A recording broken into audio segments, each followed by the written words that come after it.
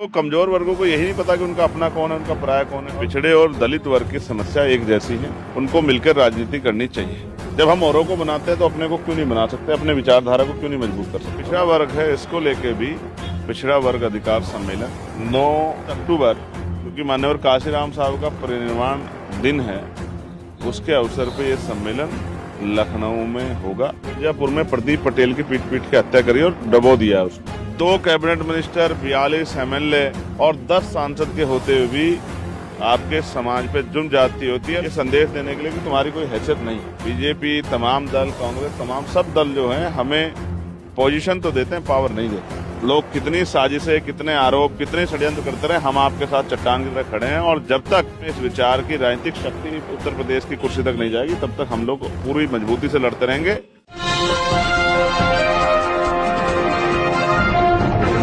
साथियों नमस्कार, मैं हूं नीरज पटेल और आप देख रहे हैं नेशनल जनमत। इस समय मैं एक हाईवे पर हूं और हाईवे से अगर इस तरफ आप चले जाएंगे, प्रधानमंत्री नरेंद्र मोदी जी का संसदीय क्षेत्र आ जाएगा और जहां से हम आए हैं वहां अनुप्रिया पटेल जी जो मंत्री हैं उनका संसदीय क्षेत्र है। उस हाईवे पर बैठ करके हम ये चर्चा करने की कोशिश कर रहे हैं कि आखिर सांसद चंद्रशेखर आजाद, जो आजाद समाज पार्टी के राष्ट्रीय अध्यक्ष हैं, वो अस्तित्व बचाओ भाईचारा बनाओ सम्मेलन के बहाने यहाँ किस तरह की राजनीति को टटोलने आए हैं, हम उनसे बात करते हैं। ओबीसी वर्ग को लेकर के अभी आपने घोषणा की कि कोई बड़ा कार्यक्रम करने जा रहे हैं, क्या योजना है ओबीसी? देखिए, 1931 की जो जनगणना है उसके अकॉर्डिंग 52% आबादी पिछड़े अति पिछड़े वर्ग की है, लेकिन सोशल, पॉलिटिकल, इकोनॉमिकल रिप्रेजेंटेशन उनका कितना है, इस बात को जब आप देखेंगे, कोई एग्जैक्ट जो है डेटा किसी के पास नहीं। 52% आबादी गणना में आती है और इनको 27% आरक्षण का एक जुमला दे दिया जाता है, और वो भी आज तक बहुत सारे स्टेट ऐसे जिसमें पूरा नहीं हुआ। कहीं 12%, कहीं 10%, कहीं 15%, कहीं 17%। तो मैं समझता हूँ कभी कभी कि इतना भोला भी कोई समाज हो सकता है कि वो अपने अधिकारों के प्रति जागरूक ही ना हो, अपने अधिकारों को लेना नहीं चाहता हो। या फिर 2 ही चीजें हो सकती है, क्या तो इतना भोला हो या इतना सक्षम हो कि उसको आवश्यकता ही नहीं है। तो सक्षम तो नहीं है, तो फिर इसको मैं भोलापन ही कहूंगा। ये कहूंगा उनके नेताओं ने उनको भोला बना रखा है। भोले बने रहेंगे, अपना हक अधिकार नहीं मांगेंगे, तो नेतागिरी चलती रहेगी। इसलिए जिस तरह से प्रबुद्ध सम्मेलन हुए, अभी भी जारी हैं, फिर मुस्लिम संवाद हुआ, तो जो पिछड़ा वर्ग है इसको लेके भी भाईचारा बनाओ, अस्तित्व बचाओ, पिछड़ा वर्ग अधिकार सम्मेलन 9 अक्टूबर, क्योंकि मान्यवर काशीराम साहब का परिनिर्वाण दिन है, उसके अवसर पे यह सम्मेलन लखनऊ में होगा।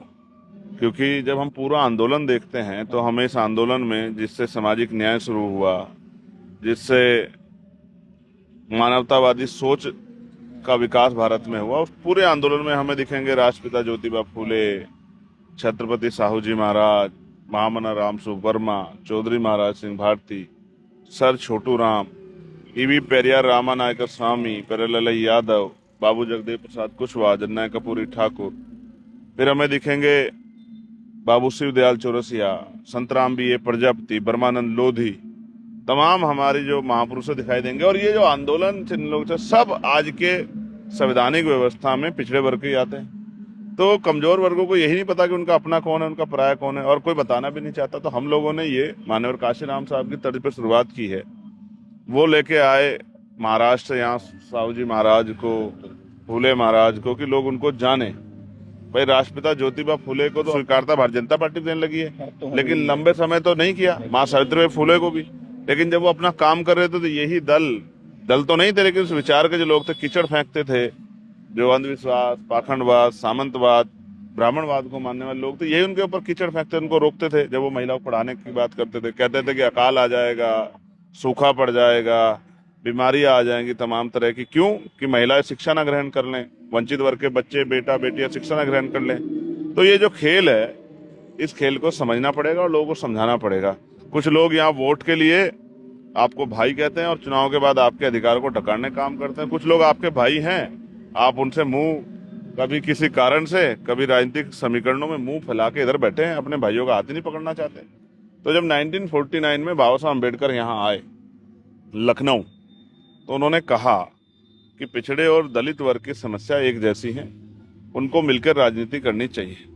और अगर 51% सहमति उनके मुद्दों बन जाती है तो उनकी राजनीति कामयाब हो सकती है।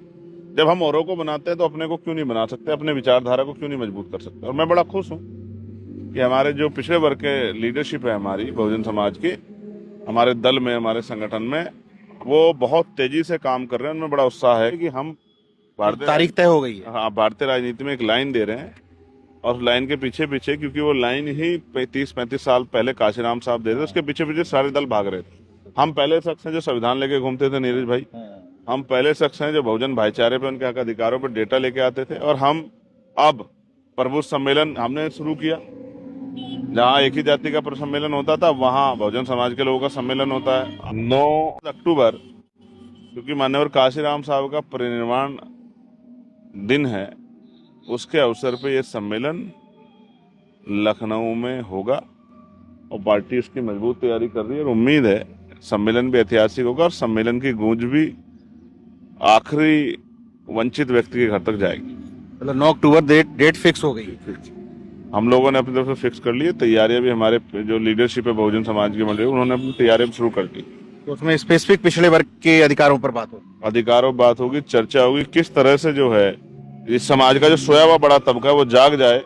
मैं एक उदाहरण आपको देता हूँ। कल हम मिर्जापुर में थे और मिर्जापुर में प्रदीप पटेल की पीट पीट के हत्या करी और डबो दिया उसको। अब वो प्रदीप पटेल, जब पटेल टाइटल आएगा तो आपको पता लगेगा कि भाई वो कुर्मी समाज से है। तो उत्तर प्रदेश में कुर्मी समाज की राजनीतिक हैसियत आप इस तरह आकी है अभी कि 2 कैबिनेट मिनिस्टर, 42 MLA और 10 सांसद के होते हुए भी आपके समाज पे जुर्म जाति होती है। जुर्म जाति की मिन्नता ये होती है कि उसको, वो एक उसका साथी भीख मांगता रहता है कि भाई छोड़ दो, उसकी जान बख्श दो, लेकिन वो उसको डुबो के मार देते हैं, ये संदेश देने के लिए कि तुम्हारी कोई हैसियत नहीं। मिर्जापुर में सांसद भी उसी समाज से। अब समझिए कि न्याय के लिए सांसद होते हुए, मिनिस्टर होते हुए, विधायक होते हुए भी फिर भी लड़ना पड़ रहा है। ये इस बात का स्पष्टीकरण है कि अगर आप पावर में नहीं है, बीजेपी, तमाम दल, कांग्रेस, तमाम सब दल जो हैं हमें पोजीशन तो देते हैं, पावर नहीं देते हैं, पद देते हैं, पावर नहीं देते। ये इसका जीता जागता उदाहरण है। मैं कहता हूं कि विधायक सांसद तो बन सकते हैं, सत्ता में नहीं आ सकते। तो ये आपके सामने है। अगर वो सत्ता में, वास्तविक सत्ता में होते तो शायद प्रदीप पटेल को की हत्या करने की हिम्मत किसी के अंदर नहीं होती। इसलिए पिछड़ा वर्ग सम्मेलन होगा, अधिकारों पर चर्चा होगी, सकारात्मक वार्ता होगी, पॉलिसियां बनेंगी, मैनिफेस्टो बनेंगे और उन मैनिफेस्टो को लेकर हम लोग जमीन पर जाएंगे और समाज से समर्थन मांगने का काम करेंगे कि वो हमें अवसर दे कि हम जो करना चाहते हैं वो करके दिखाएं। अगर जैसे PSC वाला जो विषय है, 1984 के बाद कभी PSC की जो है पदोन्नति पे चर्चा नहीं हुई। सरकारें आई, सरकारें बदली, नेता आए, नेता गए। हमारा जो PSC और सशस्त्र बल है उनके प्रमोशन पे किसने सोचा नहीं। जब ये विषय हमारे सामने आया तो इसमें लेटर हम लोगों ने जारी किया और जब लेटर जारी हुआ तो चाहे अभी रिजल्ट कुछ भी हो, लेकिन दिखावे कोई सही, या समझिए कि समझ के कि ये विषय चंद्रशेखर के हाथ में ना चला जाए, तो कमेटी तो बना दी गई है। मैं तो आशा विश्वास करता हूं, क्योंकि जनहित का मामला है, सरकार इसका मजबूत संज्ञान लेगी और ये प्रमोशन जैसे सामान्य नागरिक पुलिस का होता है, उनके सापेक्ष में जब नहीं हो रहे थे वो प्रमोशन होंगे और उनको भी पदोन्नति का लाभ मिलेगा, ऐसा मेरा विश्वास है। तो ये जो मांगे हैं, ये मांगे जनता के जरिए हमारे बीच आती हैं और जो मांगे हमारे पास आ जाती है, हमारा रिसर्च सेंटर काम करता है, हम उनको उठाने का काम करते हैं।